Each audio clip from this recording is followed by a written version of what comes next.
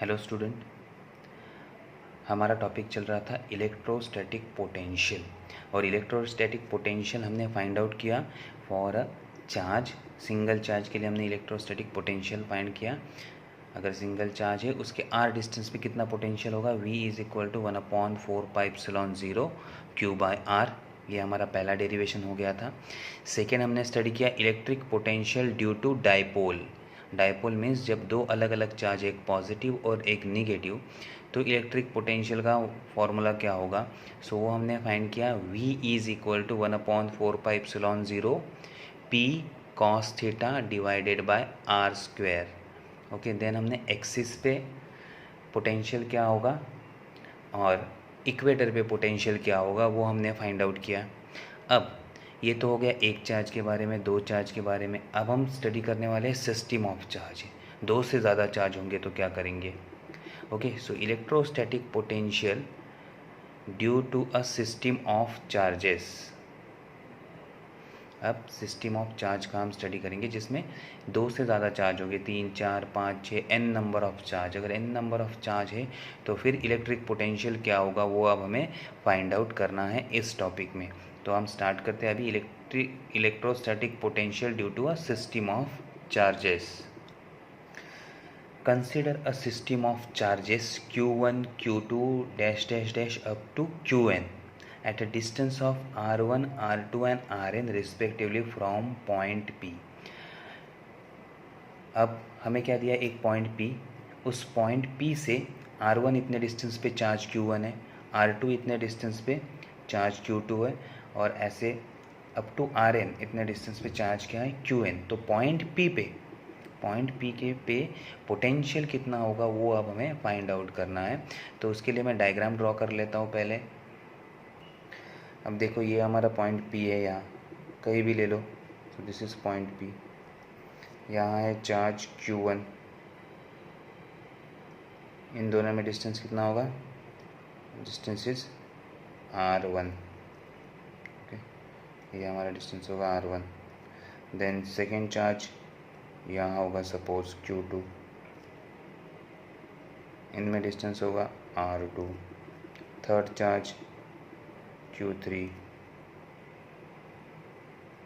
R3, और ऐसे करते करते R3, R4 अप टू यहाँ होगा हमारा Qn चार्ज।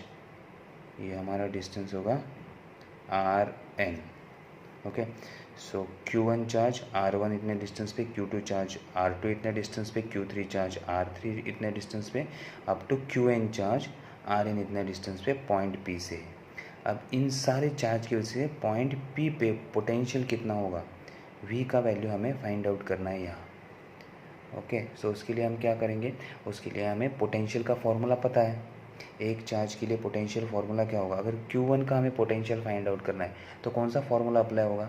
Q1 के लिए पोटेंशियल का फार्मूला क्या होगा, V1 is equal to 1/4πε0 Q1/R1, जो हमने पहली बार सीखा था इंडिविजुअल चार्ज के लिए। वही फार्मूला हम यहाँ अप्लाई करेंगे।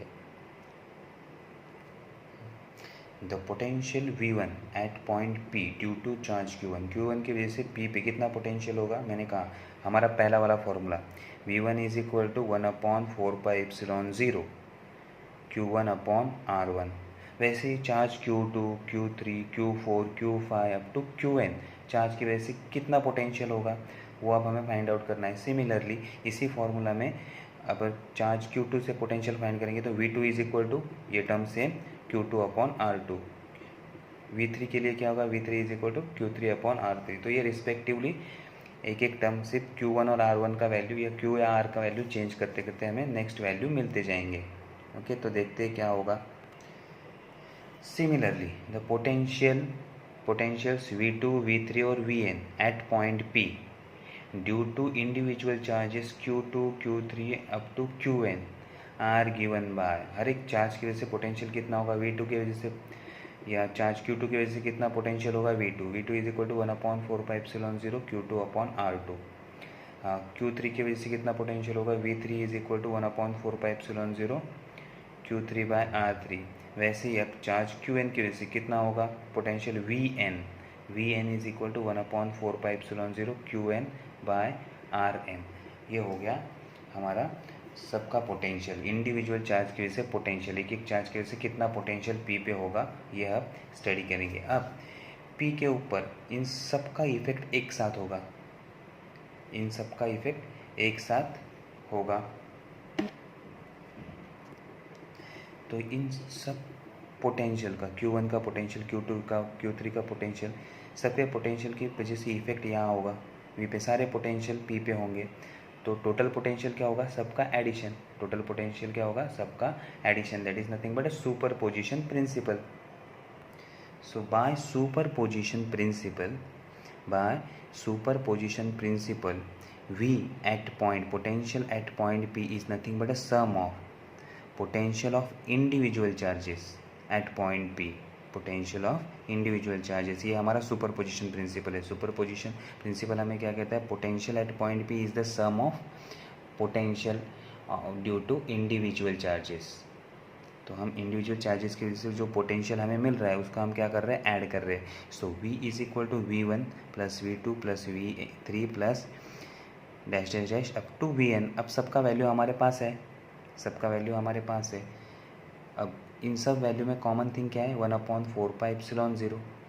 सब में कॉमन चीज़ क्या है, 1/4πε0। तो 1/4πε0 को हम बाहर निकालेंगे और आगे वाला फॉर्मूला अब हम लिखेंगे। अब देखो सब में से 1/4πε0 बाहर और ब्रैकेट में क्या बचेगा, Q1/R1 plus Q2/R2 plus Q3/R3 plus up to Qn/Rn in bracket. तो ये हो गया हमारा फॉर्मूला। अब अगर इसको मैं जनरलाइज फॉर्म में लिखना चाहूँगा, जनरल फॉर्म में, तो मैं क्या करूँगा, इसमें समेशन साइन डाल दूँगा। अगर मैं समेशन साइन डालूँगा तो मेरा इक्वेशन क्या हो जाएगा, यूजिंग समेशन साइन।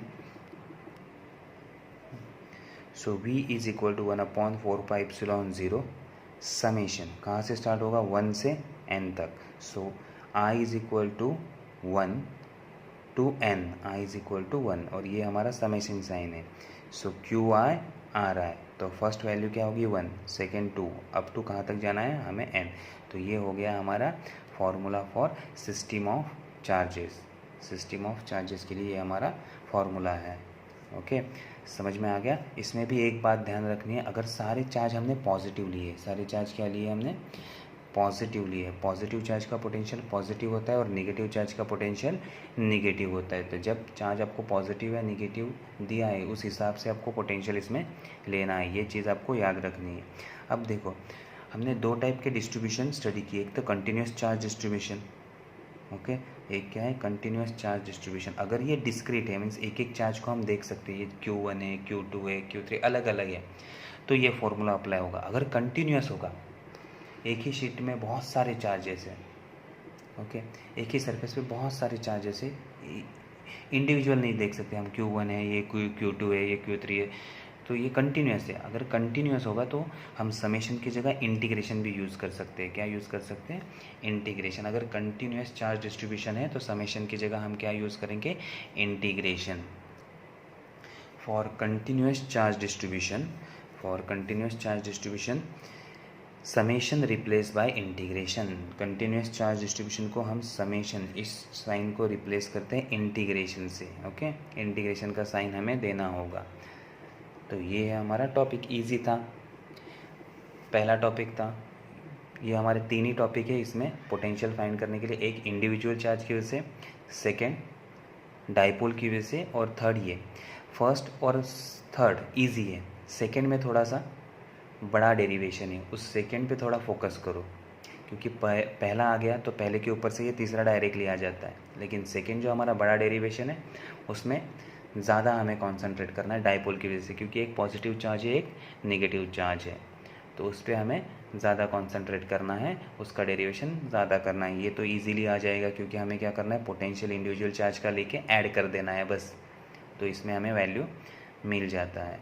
ओके, तो हमारा इलेक्ट्रिक पोटेंशियल का टॉपिक, ये तीन ही टॉपिक थे इसमें, ये ख़त्म होते हैं। नेक्स्ट टाइम हम इसके ऊपर एक दो प्रॉब्लम सॉल्व कर देंगे, तो और क्लियर हो जाएगा आपका आइडिया कि अगर इंडिविजुअल चार्ज की वजह से पोटेंशियल होगा तो कैसे फाइंड करना है। वैसे भी हमने थोड़े बहुत प्रॉब्लम इसके ऊपर सॉल्व किए हैं ऑलरेडी। तो आपको आइडिया आ गया होगा।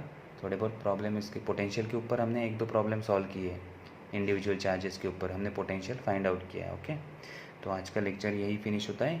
ईजी था ये टॉपिक। अब नेक्स्ट टाइम हम दूसरा टॉपिक स्टार्ट करेंगे। Okay, thank you.